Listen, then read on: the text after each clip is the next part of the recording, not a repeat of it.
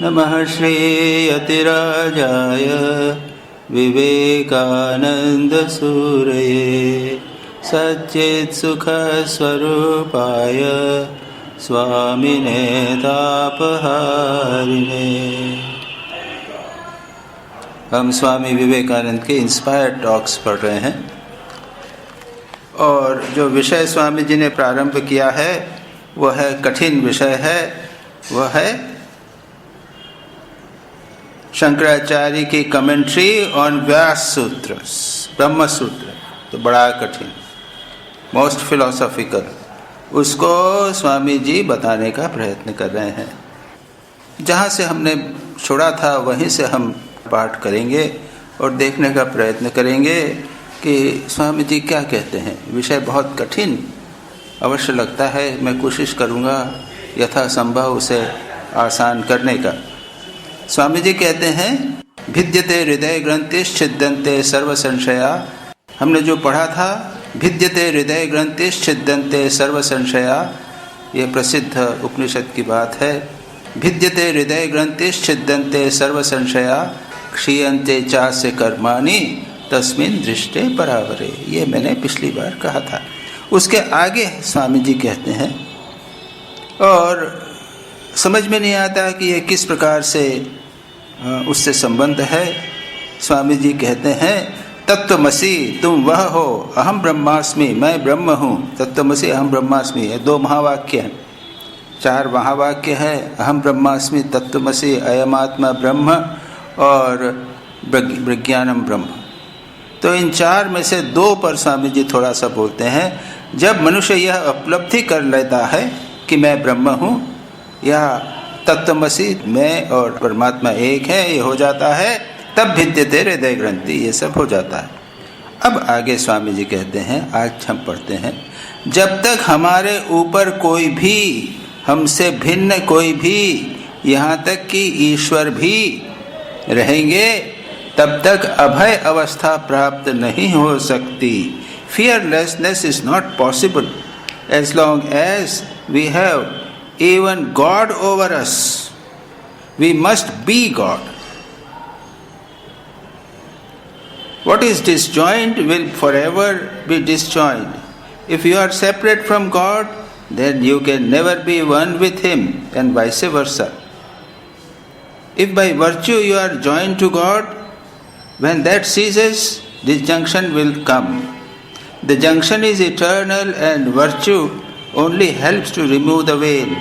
We are azad, free, we must realize it. Whom the self chooses means we are the self and choose ourselves. Does seeing depend upon our own efforts or does it depend upon something outside? It depends upon ourselves. Our efforts take off the dust, and the mirror does not change. There is neither knower, knowing or known. He who knows that he does not know, knows it. He who has a theory knows nothing. इसको हिंदी में किया है, हमें वही ईश्वर या ब्रह्म हो जाना होगा। यदि कोई वस्तु है जो ब्रह्म से पृथक है तो वह चिरकाल तक ब्रह्म से पृथक रहेगी। यदि तुम स्वरूपतः ब्रह्म से पृथक हो तो तुम कभी भी उसके साथ एक नहीं हो सकते, और इसके विरुद्ध यदि तुम एक हो तो कभी पृथक नहीं रह सकते। यदि पुण्य बल से ही तुम्हारा ब्रह्म के साथ योग होता है तो फिर पुण्य क्षय होते ही वियोग भी होगा। असली बात यह है कि ब्रह्म के साथ तुम्हारा नित्य योग रहता है। पुण्य कर्म तो केवल आवरण दूर करने में सहायक मात्र हैं। हम आज़ाद अर्थात मुक्त हैं, हमें यही उपलब्धि करनी होगी। यमे वैश वृणुते, जिसे यह आत्मा वर्ण करती है, इसका तात्पर्य यह है कि हम ही आत्मा हैं और हम ही अपने को ही वर्ण करते हैं। यह अद्वैत वेदांत का भाव, याद रखिए, यह अद्वैत वेदांत का भाव है। इसके अनुसार आत्मा और परमात्मा एक है, हमारे ऊपर कोई नहीं है। द्वैत का भाव है। भक्ति का भाव क्या है? भक्ति का भाव है मैं हूँ और भगवान है, मेरे ऊपर भगवान है। और ये भक्ति हम सब समझते हैं, हम समझते हैं, भक्ति समझते हैं। भगवान हमारे ऊपर भक्ति में कौन से भाव हैं? पहला है शांत भाव, दूसरा है दास्य भाव, तीसरा है सख्य भाव, चौथा है वात्सल्य भाव और पांचवा है मधुर भाव। शांत भाव में भगवान एक भिन्न हैं और हमसे जैसे एक शांत भाव, कोई भाव विशेष नहीं है, भगवान से प्रेम कर रहे हैं, किसी भाव से नहीं, भगवान हैं बस। दूसरा है दास्य भाव, भगवान स्वामी हैं, मैं दास हूं, हनुमान जी का भाव। तो हनुमान जी का भाव, राम के अवतार में ये दास्य भाव बहुत प्रबल था। यहाँ तक कि उनके जो भाई थे, राम के भाई लक्ष्मण, भरत, शत्रुघ्न, वे सब भी भगवान को दास्य भाव के रूप में उनकी भक्ति करते थे। और सच पूछा जाए तो साधक के लिए ये दास्य भाव अत्यंत श्रेष्ठ। इस दास्य भाव को बनाए रखने का हमें काफी प्रयत्न करना चाहिए। स्वामी भूतेशानंद जी से मैंने एक बार पूछा था तो उन्होंने इस बात को कहा था कि ये दास्य भाव को बनाए रखने का प्रयत्न करो, उसमें प्रतिष्ठित होने का प्रयत्न करो, अपने को ठाकुर के, भगवान के दास के रूप में बनाने का प्रयत्न। उसके बाद में है थोड़ा सा नीचे आए दास्य भाव, उसके बाद में सख्य भाव। श्री कृष्ण के जीवन में उनके मित्र थे, सुदामा, श्रीदामा इत्यादि जो थे वो उनके मित्र थे और उनके साथ मित्र की तरह से प्रेम करते थे। उसके बाद में आया वात्सल्य भाव, भगवान को एक पुत्र के रूप में, संतान के रूप में बनाया। और एक और भाव है जो इन 5 भावों में जनरली काउंट नहीं करते हैं, अब ये मैं नहीं जानता कि ये संभवतः ये दास्य भाव का ही एक रूप है, जिसमें भगवान को माता या पिता समझना। हम लोग माँ जगदम्बा समझते हैं, माता या पिता भगवान को समझना। और अभी मैंने जो भजन गाया उसमें तो भगवान के साथ कितने संबंध हो सकते हैं, भगवान को कैसे कितने प्रकार से देखा जा सकता है, ये इसमें वर्णन किया गया है।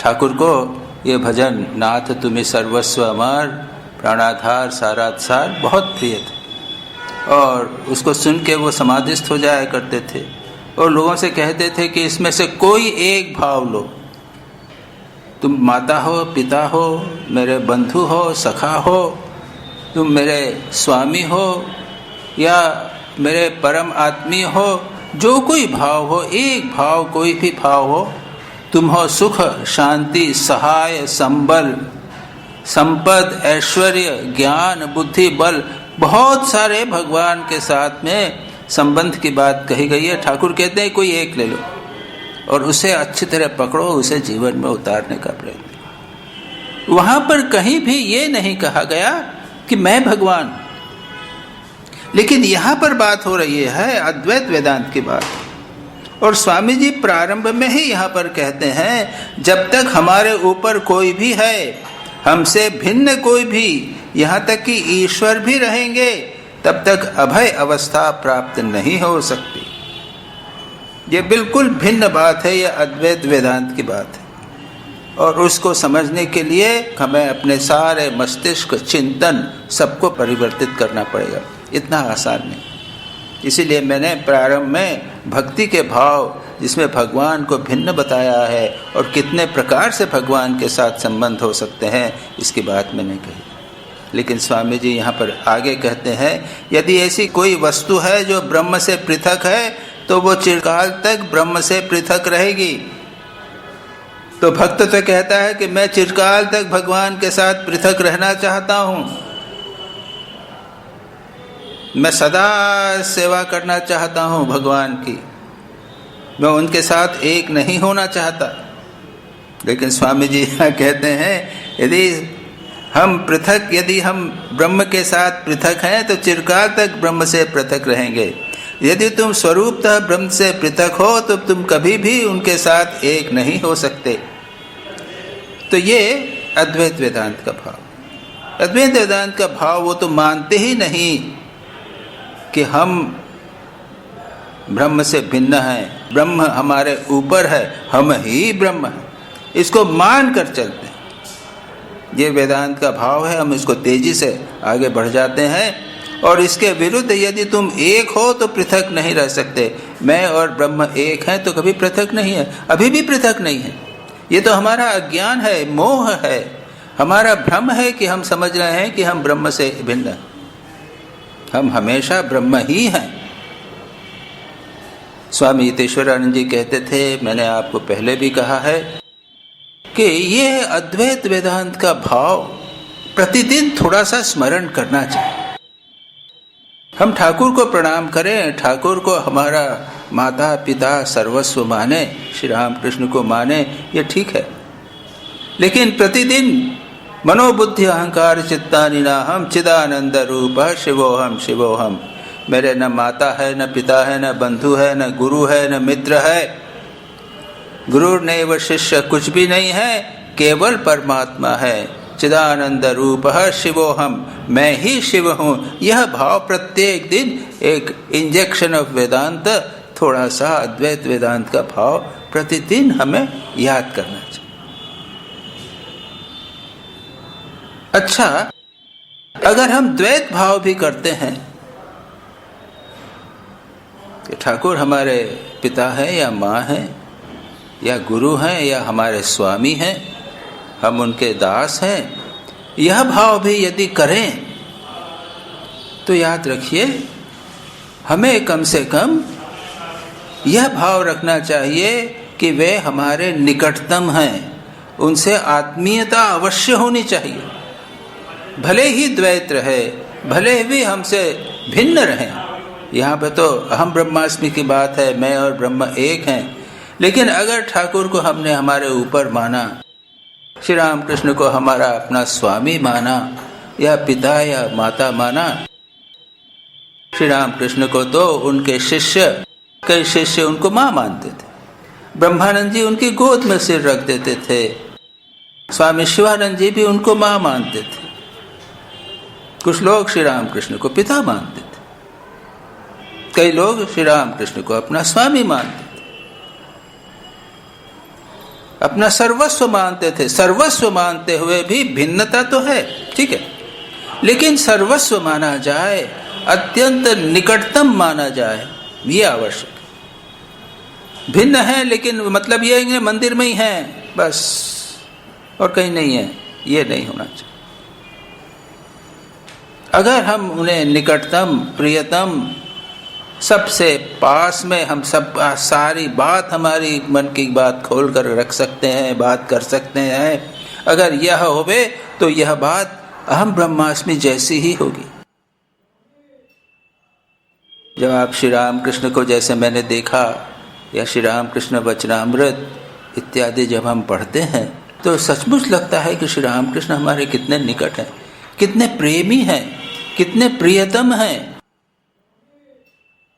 विज्ञानानंद जी जाते हैं, शारदानंद जी जाते हैं, तुरायानंद जी जाते हैं, मनमोहन मित्र जाते हैं, वैकुंठनाथ सन्याल जाते हैं और देखकर आकृष्ट हो जाते हैं, श्री राम कृष्ण के प्रति तीव्र आकर्षण अनुभव करते हैं। उन्हें लगता है कि ये हमारे अपने हैं, हमारे सबसे निकटतम है। यह भाव अगर किया जाए, द्वैत बनाए रखे हुए भी, अपने इष्ट को हमारे ऊपर रखे हुए भी, जिसका निषेध कर रहे हैं स्वामी जी यहाँ पर अद्वैत वेदांत की चर्चा करते हुए, इतना करते हुए भी यदि यह भाव बनाया जाए, लेकिन ऐसा भाव जनाया जाए कि ये मेरे निकट से निकटतम है। बच्चा माँ के साथ रहता है, खेलता है, जब चाहे माँ की गोद में जाके बैठ जाता है, कभी माँ से झगड़ा करता है, माँ को मारता भी है, लेकिन दूसरे क्षण जाके माँ की गोद में बैठ जाता है। उसको लगता है कि मैं और मेरी माँ एक है। वो कभी सोचने का प्रश्न नहीं उठता है कि ये भिन्न है, ये माँ मेरे से ऊपर है, ये नहीं सोचता। वो तो माँ मेरी अपनी है, मैं अपनी माँ की गोद में हूं। माँ बनाइए, पिता बनाइए। बच्चा खेल रहा है, पिताजी बाहर से आए, बाबा बाबा जोर से दोनों हाथ उठा लेगा, पिताजी आके गोद में उठा लेंगे, चूम लेंगे। अब वो बच्चा क्या पिता से नीचे है या ऊपर है? यहाँ जो कहा ना हमारे ऊपर कोई हो, तो पिता क्या बच्चे से ऊपर होता है? माँ क्या बच्चे से ऊपर होती है? तो भक्ति में भी ये अद्वैत भाव रह सकता है, और उसको जितना घनिष्ठ बनाया जाए उतना अच्छा। भगवान के साथ में ऐसा घनिष्ठ संबंध यह अद्वैत से कम किसी प्रकार का नहीं। तो धीरे धीरे ये संबंध बढ़ते बढ़ते एक हो जाता है। मैं और मेरी माँ एक, मैं और मेरे पिता एक, ये दोनों एक हो जाते। ये एक बहुत अद्भुत चीज। अद्वैत में जाना इतना आसान नहीं है। हम इस भाव को तो बढ़ा सकते हैं। हम अगर ठाकुर के भक्त हैं, संतान हैं, जो भी माता पिता माना तो उनको निकटतम बनाने का प्रयत्न किया। अरे श्री रामकृष्ण का अवतार भगवान को निकटतम बनाने के लिए ही हुआ। श्री कृष्ण को देखिए, तो श्री कृष्ण ने क्या हुआ, कितने निकटतम हो गए थे। हमेशा अत्यंत निकट, उनको गोद में लेके खेल रहे हैं, बच्चे खेल रहे हैं, उनको झूठा खिला रहे हैं, झूठा खा रहे हैं। ये क्यों? इसीलिए कि ये हमारे साथ में भगवान का जो संबंध है वो इतना निकट हो जाए कि मैं और भगवान भिन्न न रहें। ऊपर का भाव नहीं, वो ऊपर है, और नीचे का भाव नहीं। तो यहाँ पर स्वामी जी ने जो कहा उसकी मैंने एक द्वैत परक, भक्ति परक व्याख्या आपके समक्ष की। इसके आगे स्वामी जी कहते हैं, यदि पुण्य बल से तुम्हारा ब्रह्म के साथ योग होता है तो फिर पुण्य क्षय होते ही वियोग भी होगा। असली बात यह है कि ब्रह्म के साथ तुम्हारा नित्य योग रहता है। पुण्य कर्म तो केवल आवरण दूर करने में सहायक मात्र हैं। तो सच बात है, भक्ति में भी पुण्य की आवश्यकता इसलिए है कि भगवान और भक्त में जो अंतर है वो चला जाए। बस केवल यही है कि पुण्य तो केवल आवरण दूर करने मात्र में है। हम आज़ाद अर्थात मुक्त हैं, हमें यही उपलब्धि करनी होगी। हम बुरा काम करें, पाप करें और सोचें कि भगवान को हम अपना माता और पिता बना के रखेंगे, अपना सखा बना के रखेंगे, ये कभी हो सकता है क्या? ये नहीं हो सकता। तो जो पुण्य की बात है वो है हमारे मन की जो बुराइयां हैं उनको दूर करने के लिए, हमारे मन को पवित्र करने के लिए है। इतना ही है बस। बाकी हमारा भगवान के साथ संबंध तो सदा सर्वदा विद्यमान। ऐसा नहीं कि वो अभी है और अभी नहीं रहेगा, वो सदा सर्वदा विद्यमान है, ये कहते हैं। इसके आगे कहते हैं स्वामी जी, हम आज़ाद अर्थात मुक्त हैं। वी आर आज़ाद, free, we must realise it. हमें यही उपलब्धि करनी होगी। और भक्ति की दृष्टि से भी भगवान हमारे सदा निकट हैं, ऐसी बात ही नहीं है कि वो दूर हैं।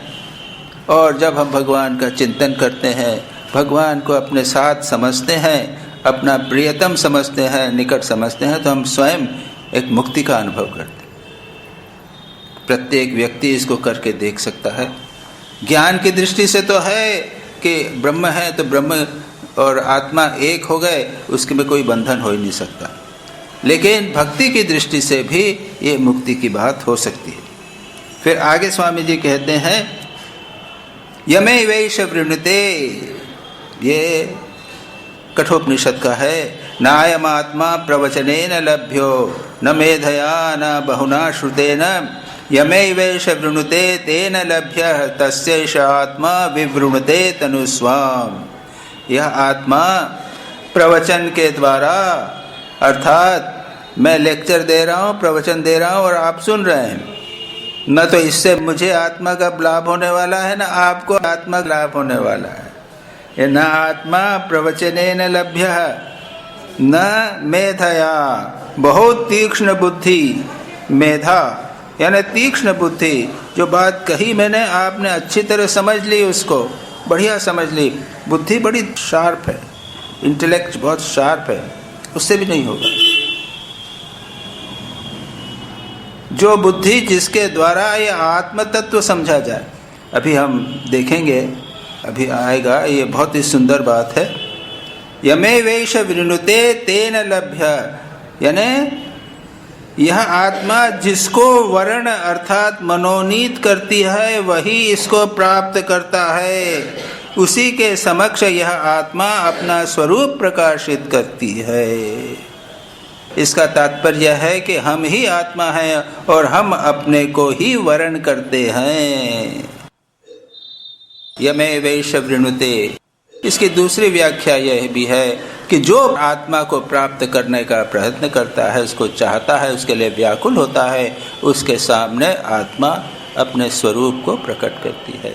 यानी हम क्या चाहते हैं आत्मा को? ठाकुर बोलते हैं क्या ईश्वर को चाहते हो?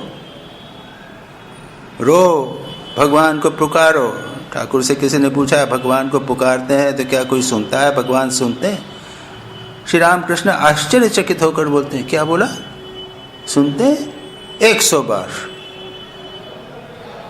100 बार अवश्य सुनते हैं। तो भगवान को क्या हम चाहते हैं?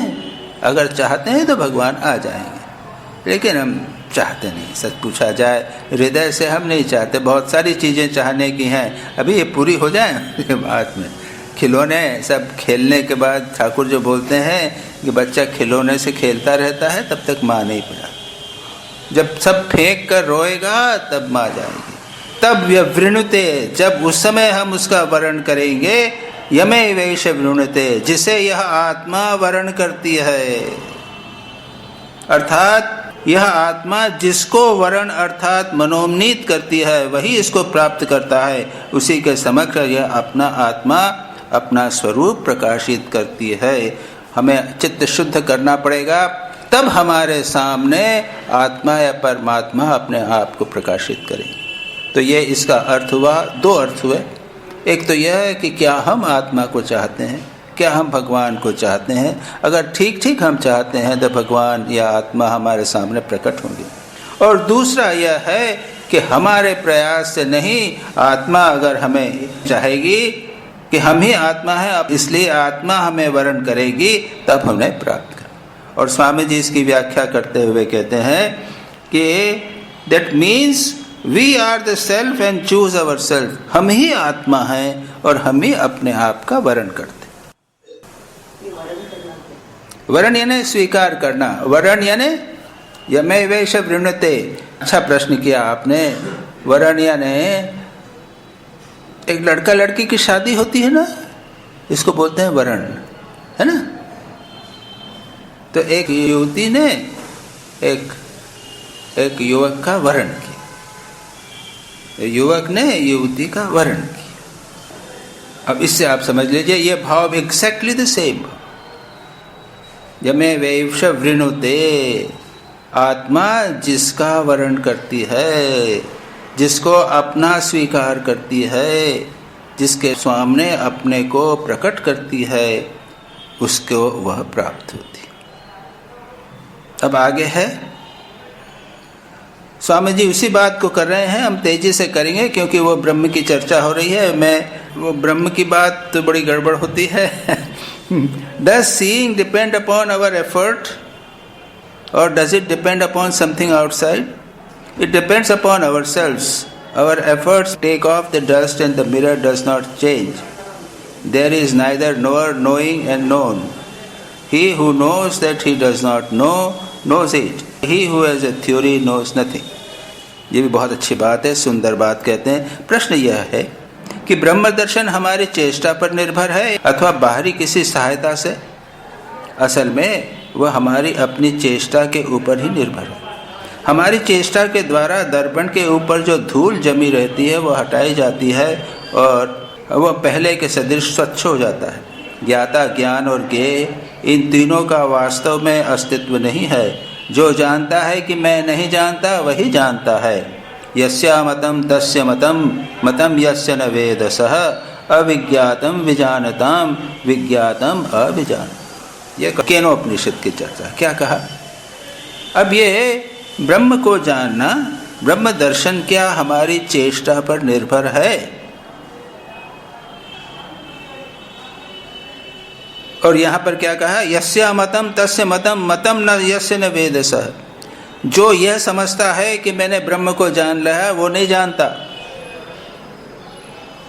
और जो कहता है कि मैंने ब्रह्म को नहीं जानना, वो जानता है। जो ब्रह्मज्ञानी होता है ना, वो मुंह से नहीं कहता कि मैं ब्रह्म को जानता हूं। क्यों?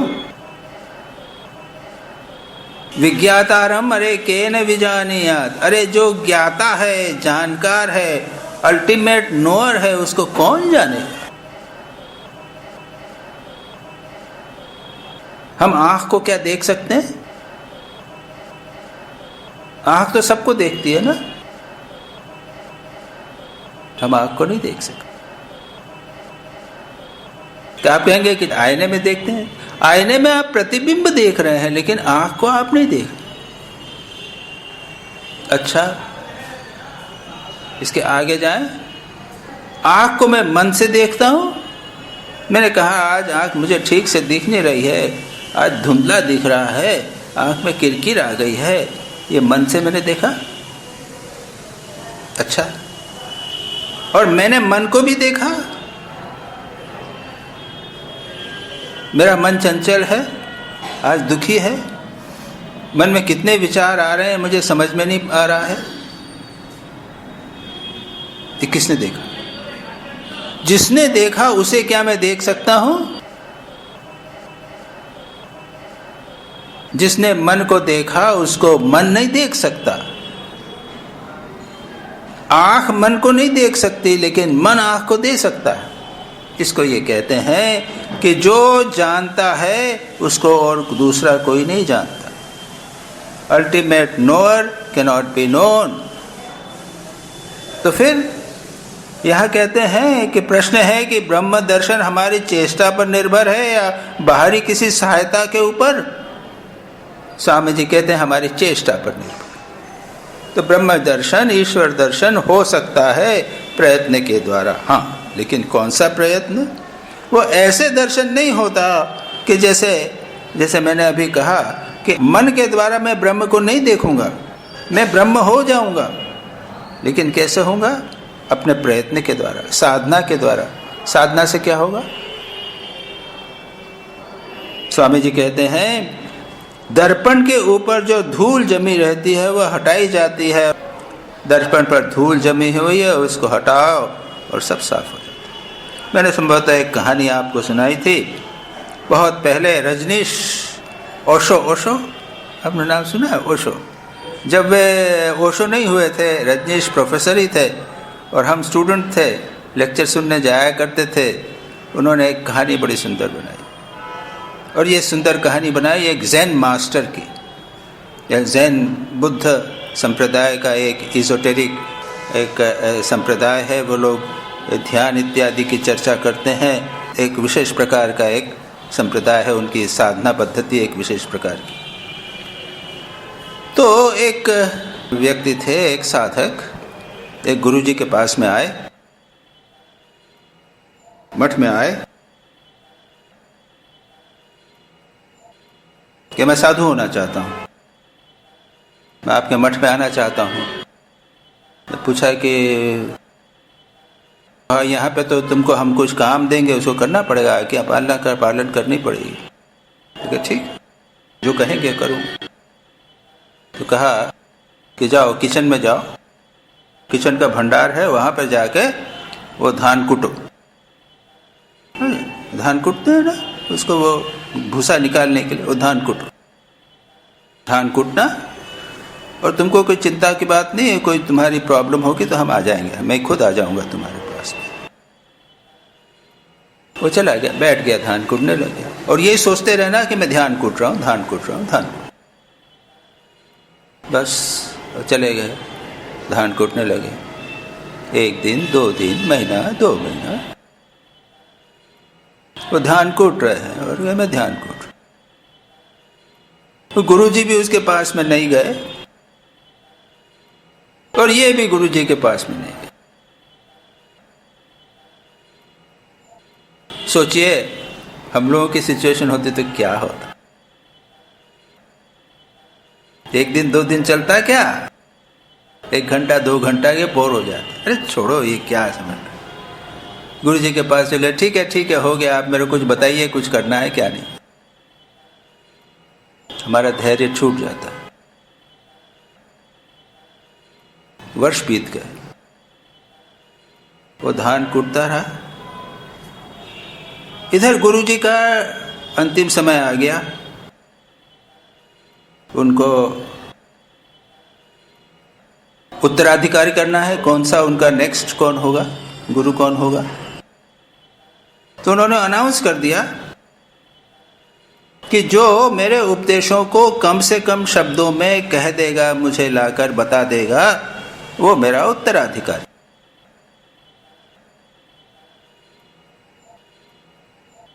जैसे ठाकुर का उपदेश क्या, सार में क्या है, काम कांचन त्याग, ईश्वर दर्शन की व्याकुलता। ईश्वर दर्शन होते हैं, ईश्वर की व्याकुलता और काम कांचन त्याग, ठीक है, मान लिया। तो सब लोग बड़े बड़े विद्वान, बड़े सीनियर साधु, सारा जीवन तपस्या की, ऐसे सब लोग सोचने लगे क्या करना है, क्या उपदेश है, क्या उपदेश। सोचते सोचते कोई निर्णय नहीं कर पा रहे, समझ में नहीं आ रहा है क्या उत्तर देना है। तब 3-4 लोगों ने एक साथ किया, अकेले में साहस नहीं हुआ कि कहे कि ये ईश्वर दर्शन। लिखा, मन एक दर्पण है, ये कहा ना, मन के ऊपर धूल जम जाती है, वह हटाई जाती है, वह पहले की तरह स्वच्छ हो जाती है। मन एक दर्पण है, उसमें धूल जम जाती है, धूल साफ करने पर उस पर सत्य का प्रतिबिंब होता है। ये सारा निर्णय करके ये निर्णय उन लोगों ने लाया और एक कागज पर लिख के पास में भेज दिया। किसी में हिम्मत नहीं हो कि जाके कहे। बड़े सुंदर ढंग से रजनीश ने कहानी सुनाई थी। गुरुजी ने जब देखा, गुस्सा आ गया है, किस मूर्ख ने ये लिखा है। अरे भाई, इतनी सीधी बात, यहाँ स्वामी जी भी बोल रहे हैं, इतनी सीधी बात है। अरे भाई, चित्त के ऊपर बुराइयां हैं, उसको दूर करो और आप अपने स्वरूप से जान जाओगे। अब लोग बातचीत कर रहे थे और ये जो हमारे एक साधक है ना, वो बैठे हुए वो कूटते थे। वर्ष बीत गए थे, चुपचाप बैठे थे, वो समझ रहे थे मूर्ख है, कुछ समझता नहीं। तो वहां से लोग जा रहे हैं, निकल रहे हैं, उसके पास से निकलते हुए बात कर रहे हैं। अरे क्या गुरुजी समझते नहीं, बोल रहे हैं ये भी बुराई है।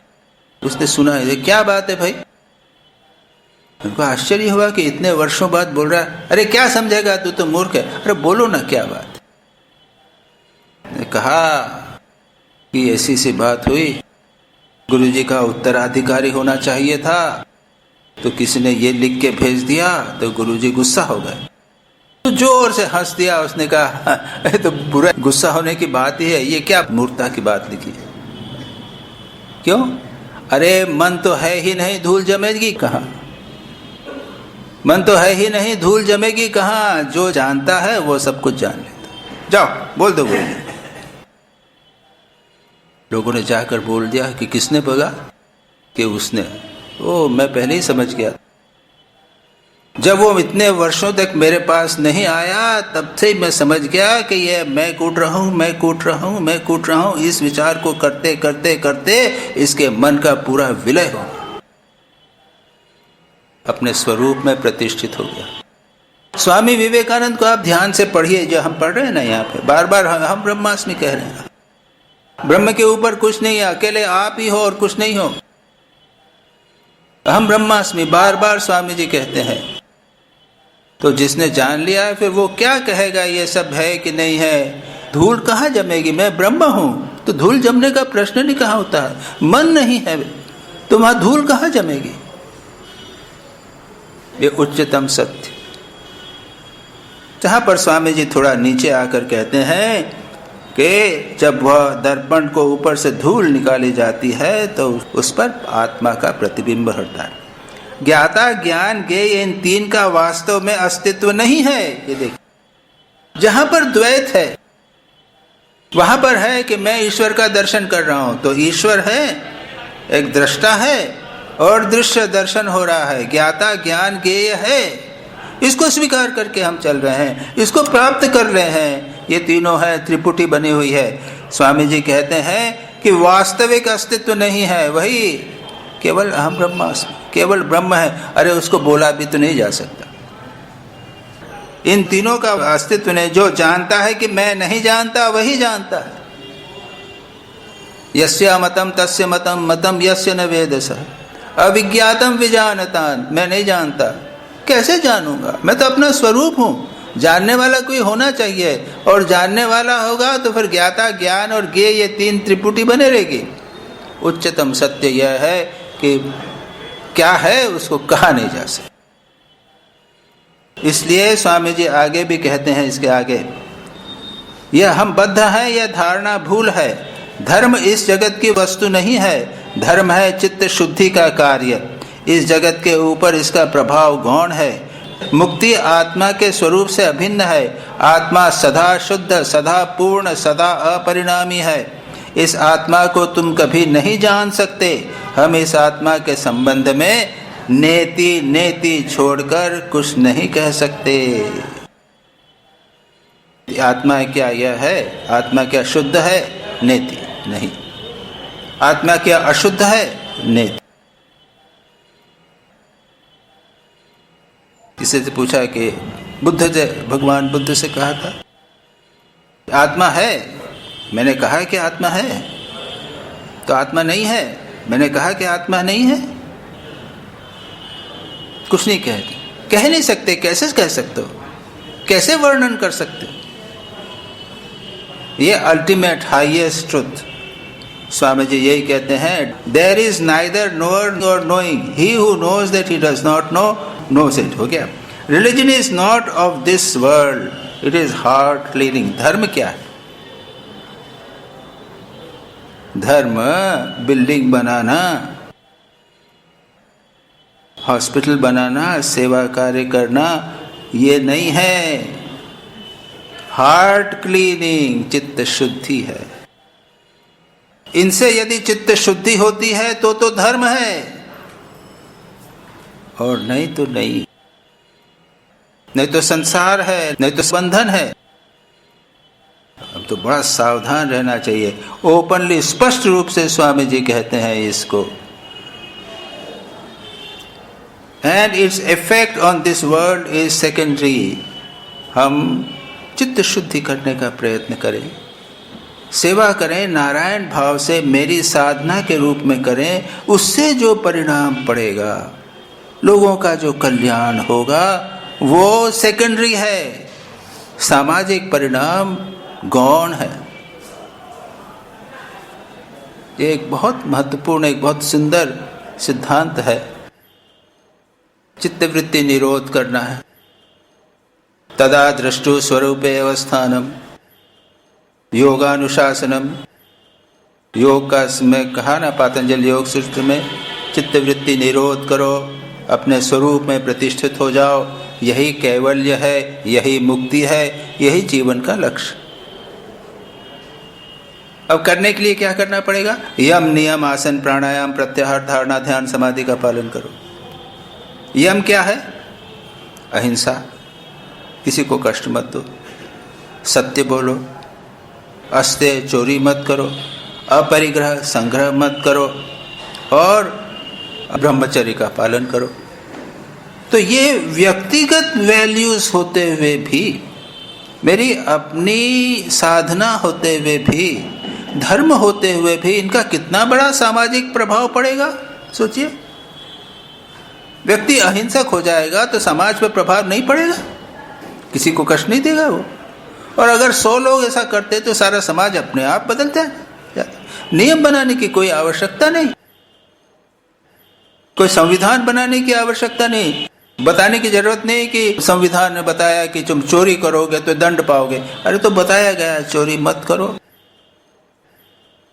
झूठ मत बोलो, संग्रह मत करो, किसी को कष्ट मत दो, ब्रह्मचर्य का पालन करो। ये तो नैतिक आदर्श है। नैतिक आदर्श क्या है? ये सामाजिक आदर्श। तो स्वामी जी यही कहते हैं कि इसका प्रभाव जो है, धर्म जगत की वस्तु नहीं है, धर्म के है चित्त शुद्धि का कार्य। तभी मैंने कहा इस जगत के ऊपर इसका प्रभाव पड़ता है, लेकिन गौण प्रभाव है, द सेकेंडरी। अरे भाई, धर्म का पालन करो, यम नियम का पालन करो बस, और इससे तुम जगत का सबसे अधिक कल्याण करोगे। जो सबसे अधिक जगत का कल्याण कौन करता? स्वामी जी स्वयं कहते हैं कि अगर कोई व्यक्ति हिमालय की गुफा में बैठे हुए भगवान का चिंतन करेगा, जगत का कल्याण करेगा, तो उसका प्रभाव सारे जगत में फैलेगा। जो शुद्ध चित्त रहता है, भगवत चिंतन करता रहता है, अपवित्र चिंतन नहीं करता, वो जगत का सबसे अधिक कल्याण करता। और इसके बदले अगर कोई व्यक्ति रिलीफ वर्क कर रहा है, पैसे डोनेट कर रहा है, लेकिन मन उसका मलिन है, अपवित्र चिंतन करता है, सांसारिक चिंतन करता रहता है, तो वो जगत का कल्याण नहीं कर रहा। ये बहुत महत्वपूर्ण, इतनी सुंदर बात स्वामी जी कहते हैं। मुक्ति आत्मा के स्वरूप से अभिन्न है, ये बाद में आगे आएगा। कहाँ के स्तर पर रहना है? मुक्ति के स्तर पर बने रहिए। आत्मा जो है वो मुक्त है। सदा अपने आप को सोचिए कि आप मुक्त हैं। आत्मा सदा शुद्ध, सदा पूर्ण, सदा अपरिणामी है। Freedom is inseparable from the nature of आत्मा. Atman is ever pure, ever perfect, unchangeable. This Atman you can never know. We can say nothing about the Atman, but not this, not this. ये हमारा स्वरूप है, इसका हम वर्णन नहीं कर सकते, इसको हम अनुभव कर सकते हैं, हम इसका वर्णन नहीं कर सकते। इस आत्मा को तुम कभी भी नहीं जान सकते। इस आत्मा के संबंध में नेति नेति छोड़कर और कुछ भी नहीं कह सकते। शंकराचार्य कहते हैं जिसे हम मन या कल्पना की समस्त शक्ति का प्रयोग करने पर भी हटा नहीं सकते, वही ब्रह्म है। ये ब्रह्म का अर्थ है जो सदा सर्वदा विद्यमान है, उसी को हम ब्रह्म कहते हैं। इसके आगे थोड़ा सा और कर लेते हैं। फिलोसॉफिकल पोर्शन है, मैं नहीं चाहता कि इसको मैं अधिक डिटेल में जाएं। The universe is thought and Vedas are the words of this thought. We can create and uncreate the whole universe. Repeating the words, the unseen thought is aroused and as a result a seen effect is produced. This is the claim of a certain sect of karmis. They think that each one of us is a creator. Pronounce the word and the thought which corresponds will arise and the result will become visible. Thought is the power of the word. The word is the expression of the thought. Say Mimamsakas, the Hindu philosopher. यहाँ पर शब्द और भाव, शब्द और अर्थ का जो संबंध है यह बताने का प्रयत्न किया गया है। कहते हैं एक संप्रदाय के कर्मियों का मत है कि शब्द के पुनः पुनः उच्चारण से उसका अव्यक्त भाव जागृत होता है और फलस्वरूप एक व्यक्त कार्य उत्पन्न होता है। वे कहते हैं हम में से प्रत्येक व्यक्ति एक एक सृष्टि करता है। शब्द विशेष का उच्चारण करते ही तत्संश्लिष्ट भाव उत्पन्न होगा और उसका फल दिखाई देगा। मीमांसक संप्रदाय कहते हैं भाव है शब्द की शक्ति और शब्द है भाव की अभिव्यक्ति। यहाँ पर शब्द की बात कही, मंत्र की बात कही, मंत्र की शक्ति की बात कही। प्रत्येक शब्द के पीछे एक शक्ति विद्यमान और एकाग्रता से, तीव्रता से अगर हम शब्द का उच्चारण करें तो उसका प्रभाव पड़ेगा। और यहाँ तक कहते हैं स्वामी जी कि प्रत्येक व्यक्ति एक प्रकार का, they think that each one of us is a creator. हम अपने एक सृष्टा हैं, स्वयं अपने शब्द के माध्यम से हम सृष्टि कर सकते हैं। उसके पीछे भाव है और भाव तीव्र होने पर, प्रबल होने पर सृष्टि हो सकती है। संक्षेप में स्वामी जी ये बात कहते हैं। अब यहाँ से इसके बाद ये जो पाठ है 12 जुलाई का लंबा पाठ, जिसके अंदर स्वामी विवेकानंद ने शांकर भाष्य जो ब्रह्म सूत्र का था उसकी व्याख्या उन्होंने की और मिस एलन वाल्डो ने उसको जिस तरह से भी हो सके लिखा है, उसको हमने बड़ा फिलोसॉफिकल कठिन विषय था, उसको हमने देखने का प्रयत्न किया। ये जो कहा आपने कि एक हिमालय में बैठकर के कोई ईश्वर चिंतन करता है, वो जगत का कल्याण कैसे करता है? जगत का कल्याण का अर्थ क्या है ये बताइए पहले। वही तो आप ये बताइए क्या है जगत का कल्याण का अर्थ क्या है। एक तो जगत का कल्याण और भूखा है उसको खिला दिया। वातावरण देखिए, जगत के कई लेवल हैं। एक तो स्थूल जगत, उसके बाद एक सूक्ष्म जगत है, मन का जगत। तो जब तक मन का जगत का परिवर्तन नहीं होता तब तक स्थूल जगत का कोई लाभ नहीं होगा। आप अमेरिका में जाइए, बहुत समृद्धि है लेकिन मन अशांत है, दुखी है। और भारत में आइए, गरीबी है लेकिन मन प्रसन्न है, शांत, भगवान का भजन कर रहे हैं आनंद में। इसका मतलब ये नहीं कि भूखे रहो और आनंद में रहो, ऐसी बात नहीं, दोनों आवश्यक। हमारी ये विचित्र धारणा है कि लोगों को भौतिक सहायता ही एकमात्र सहायता है, उसी से एकमात्र कल्याण होता है। यदि ऐसा होता तो फिर प्रवचन की क्या आवश्यकता। और यहाँ प्रवचन में हम आपको ये तो नहीं कह रहे हैं कि दूसरों को खाना दो, यहाँ तो ये बातें बड़ी बड़ी बातें कर रहे हैं। हाँ, कल खाना होने वाला है, ये शिव ज्ञान से जीव सेवा होती है, रामकृष्ण मिशन रिलीफ वर्क भी करता है। जो भूखा है उसको हम प्रवचन नहीं देते। भूखे पेट धर्म नहीं होता, स्वामी जी ने कहा था। भूखे व्यक्ति को ब्रह्म की और ईश्वर की बात करना, उसका अनादर करना है, उसका इंसल्ट करना। तो सेवा के कई स्तर हैं और उच्चतम स्तर है आध्यात्मिक सेवा।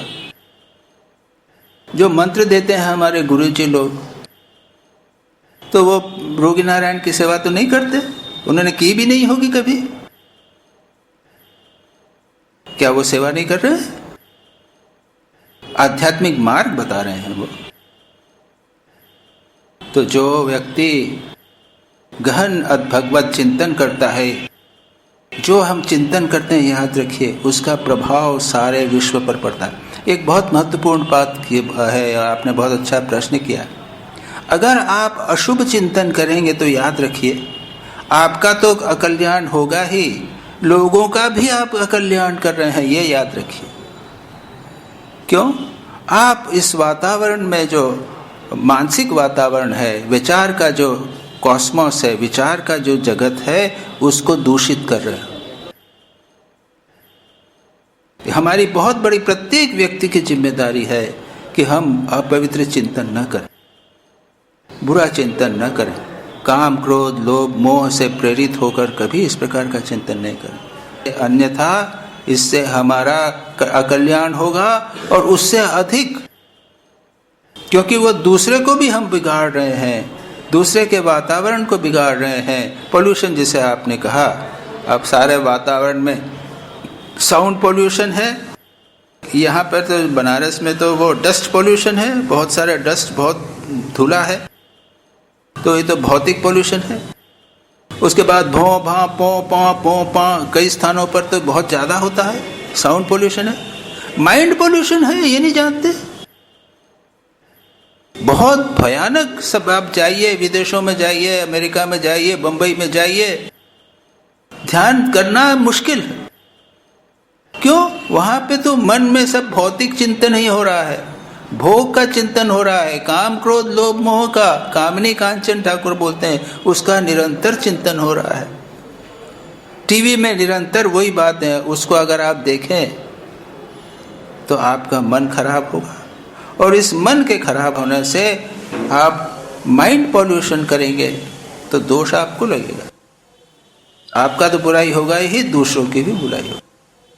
आपने बहुत अच्छा प्रश्न किया, इसके कारण हम इसके गहराई में जा सके। निश्चय अच्छे मन से जप किया, भगवत चिंतन किया। भगवत चिंतन तो है ही, मंत्र जप के साथ में अगर आप भजन गाते हैं, हाँ, तो वो साउंड पोल्यूशन के लेवल पे एक स्तर पे वो कम करेगा उसको। भजन का है, कंटिन्यूअस हुआ, जप किया, निरंतर अगर जप रिदमिक रूप से करते हैं तो वो भौतिक फिजिकल लेवल पे, साउंड के लेवल पे। लेकिन अगर आप चिंतन करेंगे, तत् जपः तत् अर्थ भावनम, केवल जप नहीं, जप के साथ में उसका चिंतन भी होना चाहिए। नहीं तो आपने बिट किया, 1000 किया, 10,000 किया और एक बार भी मन नहीं, मन संसार में घूम रहा है, ऐसा नहीं। तो आज हम यहीं समाप्त करते हैं। तो इसको करें, भगवत चिंतन करें, तो उससे बहुत अच्छा प्रभाव होता है, जगत का कल्याण निश्चित रूप से बहुत। तो आज हम यहीं समाप्त करते हैं। तम देशिकेन्द्रं परमं पवित्रं विश्वस्य पालं मधुरं यतीन्द्रं हिताय नृणां नरमूर्तिमन्तं विवेक आनन्दमहं नमामि। नमः श्री यतिराजाय विवेकानन्दसूरये सच्चित्सुखस्वरूपाय स्वामिने तापहारिणे।